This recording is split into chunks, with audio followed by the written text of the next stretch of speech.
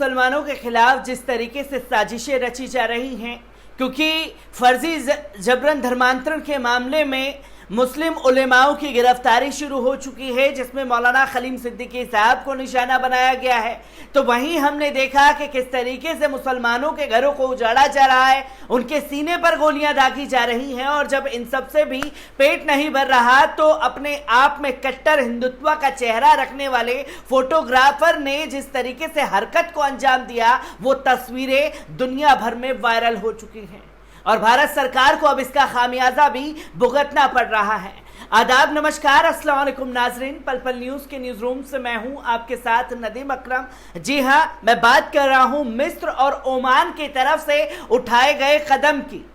जहां भारत के सामान के बहिष्कार करने तक की बात की जा रही है, तो वहीं ओमान के ग्रैंड मुफ्ती ने भी खुल करके भारत सरकार का विरोध किया है और जो हरकतें भारत में मुसलमानों के खिलाफ चल रही है उस पर सख्त नसीहत भी मोदी सरकार को दे डाली है कि वो अपनी इन हरकतों से बाज आए जो मुसलमानों के खिलाफ लगातार साजिशें रची जा रही हैं। एक बड़ी खबर जो है सामने आ रही है, जहां पर मिस्र और ओमान ने खुल करके भारत में हो रहे मुसलमानों के खिलाफ अत्याचार पर अपनी आवाज को बुलंद किया है। इसका असर किस तरीके से देखने को मिल रहा है, यह भी देखने वाली बात होगी, क्योंकि जब भी ऐसी घटनाओं के ऊपर कोई बाहरी देश बोलता है तो भारत सरकार का जवाब होता है कि हमारे देश में ऐसा कुछ भी नहीं हो रहा, भारत को बदनाम करने की ये साजिशें रची जा रही हैं। पर आजकल इंटरनेट का जमाना है और जो हरकतें यहां घट रही हैं उसका रिएक्शन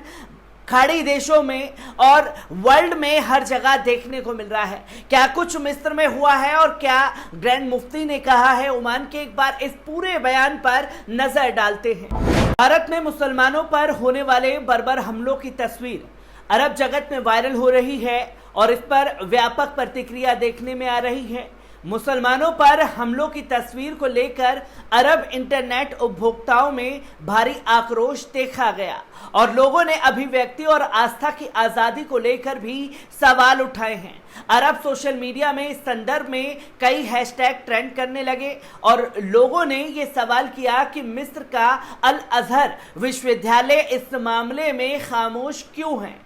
और वहीं ओमान के मुफ्ती अहमद बिन हमद अल खलीली ने कहा कि भारत में चरमपंथी संगठनों की ओर से मुसलमानों पर खुलेआम हमलों की जो घटनाएं हो रही हैं, जिन्हें सरकारी संस्थाओं का समर्थन हासिल है, वे हर इंसान को सोचने पर मजबूर करती है। ओमान के मुफ्ती ने शांति के लिए काम करने वाले देशों से मांग की है कि तत्काल हस्तक्षेप करे और मुसलमानों पर होने वाले हमलों को रुकवाए। फारस खाड़ी के लोगों ने सोशल मीडिया पर यह मांग तेज कर दी है कि इन देशों से काम करने वाले भारतीयों को बाहर निकाला जाए ताकि भारत अपनी इस हरकत से बाज आ जाए। एक उपभोक्ता ने लिखा कि भारत में मुसलमानों को भयानक हिंसा और दरिंदगी का सामना करना पड़ रहा है, उन्हें चरमपंथी तत्व कत्ल कर रहे हैं और ये हालत मोदी सरकार में बहुत ज्यादा बिगड़ चुकी है। कुछ लोगों ने यह मांग की है कि भारत की बनी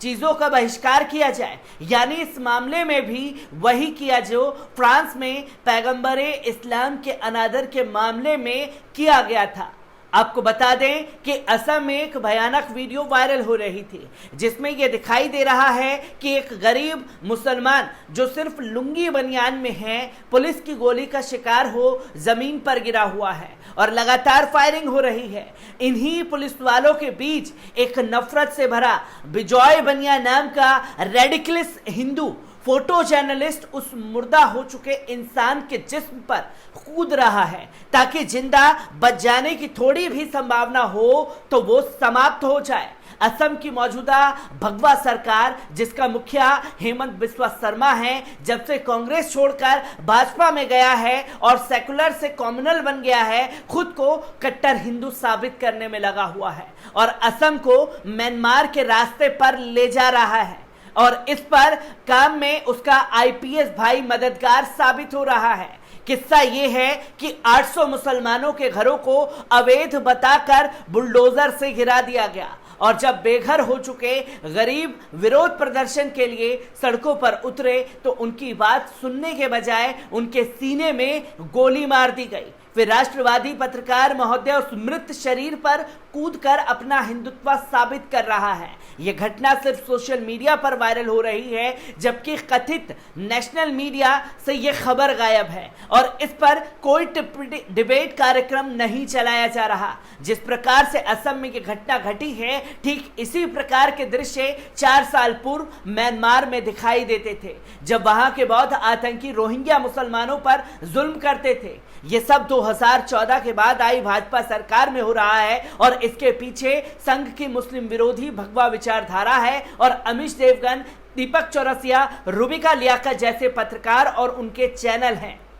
और इनके डिबेट में आने वाले शहजाद पूनावाला, संगीत रागी, सूभी खान, यूसुफ जई आदि हैं। इस घटना का जोरदार विरोध होना चाहिए। सभी मुस्लिम संगठनों को आवाज उठाना चाहिए, वरना पूरा भारत इस बीमारी का शिकार हो जाएगा और हम इस तरह के दृश्य देखने के आदी हो जाएंगे। ये बातें जो हैं सोशल मीडिया के जरिए सामने आई, जहां पर मिस्र में बड़ा एहतजाज जो है मोदी सरकार के खिलाफ किया गया और सख्त चेतावनी दी गई और मिस्र में ही आवाज बुलंद हुई कि भारत के सामान का बहिष्कार किया जाए और जो भारतीयों को नौकरी पर रखा गया है उन्हें नौकरियों से निकाला जाए। ये आवाज ट्विटर पर ट्रेंड हो रही है और भारत सरकार के खिलाफ मोर्चेबंदी की तैयारी जो है अरब खाड़ी देशों ने करना शुरू कर दी है। तो वहीं ओमान के मुफ्ती ने भी खुल करके अपना एहतजाज जारी रखा और खुल करके भारत सरकार को सख्त